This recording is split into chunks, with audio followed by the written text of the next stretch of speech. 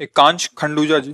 कुछ। महाराज जी, आपका कहना है कि अपने कर्म करते जाओ, फल की चिंता ना करें। महाराज जी, मैं पूर्ण तरीके से अपने कर्म करता हूँ, लेकिन फिर भी मुझे गलत समझा जाता है। माँ बाप, भाई बहन, दोस्त, रिश्तेदार, सबकी प्रति मेरा आचरण अच्छा है, लेकिन उनकी तरफ से जो सम्मान मुझे मिलना चाहिए वो नहीं मिलता। यही कमी है, यही कमी है आप में और हम लोगों में, सब में यही कमी होती है जो हमें धर्म से भ्रष्ट कर देती है।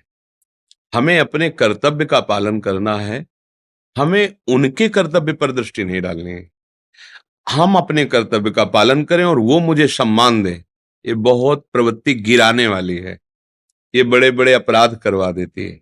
जैसे हम माता पिता बीमार, उनकी सेवा कर रहे हैं, अब उनका स्वभाव जो जीवन भर रहा है, अब अंतिम में फाइनल में उनकी बुद्धि को डिस्टर्ब करेगा।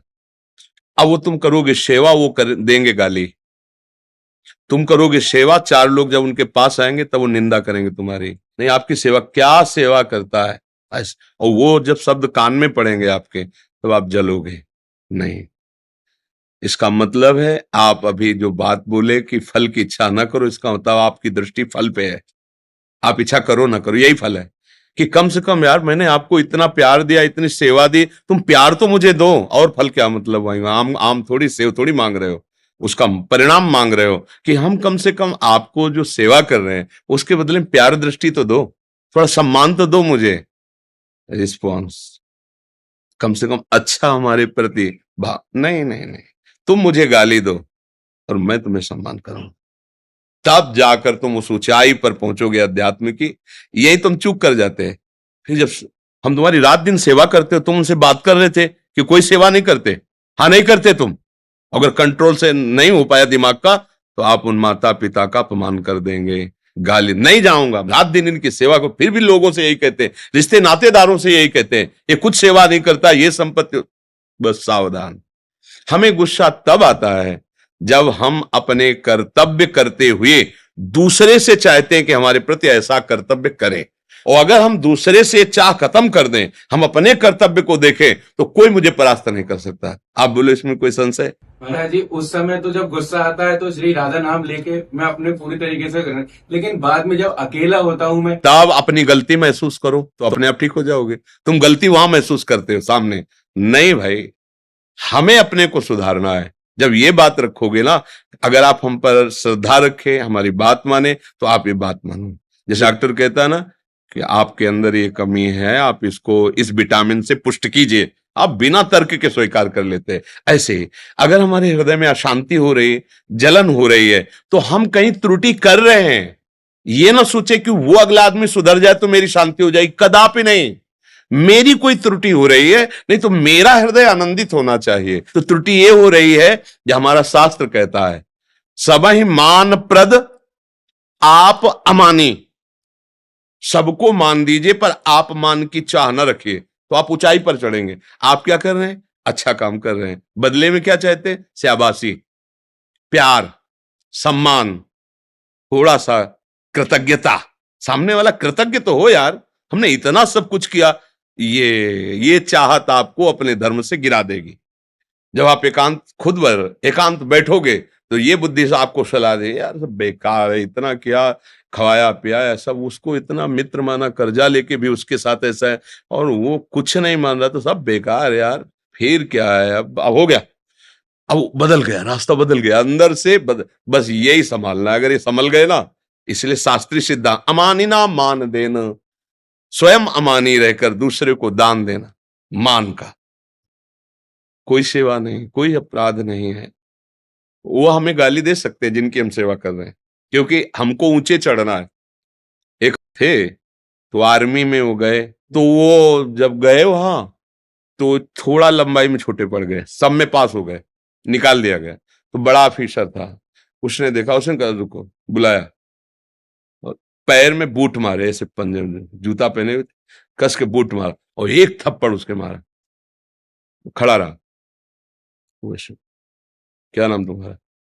बोले सर सुभाष नाम। ए, पास करो इसको।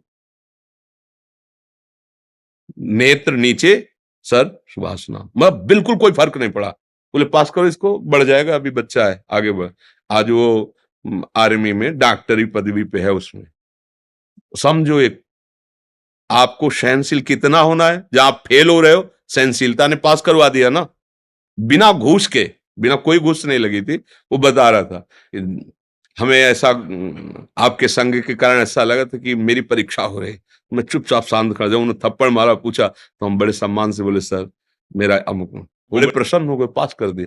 समझ रहे हो, हम जब किसी पद पर जाना, ऊंचाई पर जाना चाहते, तो हमारे साथ हो सकता है कि जिसकी हम सेवा करें वो हमारा अपमान करे, और अगर हम सह गए और प्रसन्न मुद्रा में रहे, तो हमारी अंदर की भूमिका बदल जाएगी। काम क्रोध लोभ आदि जो आक्रमण करें वो छू नहीं पाएंगे, भगवान ऐसी ऊंचाई पे चढ़ा देंगे। ये आध्यात्मिक की ऊंचाई है। बहादुर हो, इतना और सह जाओ। सहते सहते आगे, सहत सहत बाढ़े भगति, गृहतन गुरु हित गार, गृहतन गुरु हित गार, हार अपनी करि मानत। जीत गया। यहां जो हार गया ना, वो जीत गया। ठीक है, मैं कुछ भी हो, अब मैं सब कुछ सहूंगा, पर अब मैं अधर्म नहीं करूंगा, कड़ुआ नहीं बोलूंगा, गंदा आहार नहीं करूंगा, गंदा व्यवहार नहीं करूं। जीत गए। अंदर ही अंदर है जो आपकी पवित्रता, दिव्यता आएगी। अब जैसे अभी पीछे एक भाई ने प्रश्न किया, मुझे कुछ अनुभूति नहीं हो रही। भैया, आपकी सांसारिक दृष्टि है, आपका सांसारिक भाव, तो अनुभूति किससे करोगे? जब छोटी वस्तु कुछ देखना होता है तो दूरबीन से देखते हैं, दूरदर्शी नेत्र है, और उसके लिए लगाता है नहीं, दूर की वस्तु देखने के लिए या सूक्ष्म वस्तु देखने के लिए लगाता है ना। तो ये तो बहुत ही सूक्ष्म है, सूक्ष्माति सूक्ष्मम। भगवान का जो स्वरूप है वो अणुअणियान महतो महियान, इतना महान है कि तुम्हारी दृष्टि नहीं जाए पहुंच पाएगी, और इतना सूक्ष्म है कि तुम्हारी दृष्टि नहीं पहुंच पाएगी। तो उसके लिए जो हमें देखने की दृष्टि चाहिए, वो भजन से मिलती, साधना से मिलती, तपस्या, पवित्र आचरणों से मिलती। अब ऐसे हो तो सब, आप चलो देखो अनुभूति, अगर अनुभूतियां न होते हो, जो अपने लोग जी रहे हैं, किससे जी रहे हैं? अनुभूतियों के बल पर जी रहे। अगर उनका प्यार, उनका दुलार ऐसे पर्दा पड़ा मिले तो जी नहीं सकते भैया, एक क्षण नहीं जी सकते बिना उनके दुलार प्यार के। तो वो है या नहीं, ये तो बातें सब बहुत दूर गई। जैसे तुम हो ना, तो तुम तो बहुत दूर हो, इतने नजदीक हैं, इतना उनका प्यार है कि उनके सिवा और कोई अनुभूति नहीं है। बस चलो, परमार्थ पे चलो, बहादुर हो। बड़े भाग्य हैं जो आप अध्यात्म की सूक्ष्मता का चिंतन कर रहे हो, अपने अंदर की कमियों को पकड़ रहे हो, तो आगे बढ़ करके वही महान बन जाता है। गृहस्थी में ऐसे ऐसे महात्मा हुए हैं गृहस्थी में कि विरक्त वेश वालों ने झुककर उनको आदर दिया है।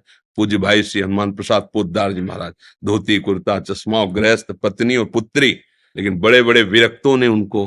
तो ऐसा नहीं, वस्तु का आदर होता है, चाहे वो गृहस्थ में आ जाए चाहे विरक्त में आ जाए। ज्ञान और वो आ गया तो आपका, जब आदर की चाह मिट गई तब आदर मिलना शुरू हो जा रहा है। और जब चाह रहती तो आदर लायक कुछ होता नहीं है, क्योंकि उस समय अहंकार होता है। और जब वस्तु आती तब चाह खत्म हो जाती है, उसका महत्व खत्म हो जाता है। बढ़ो, आगे बढ़ो।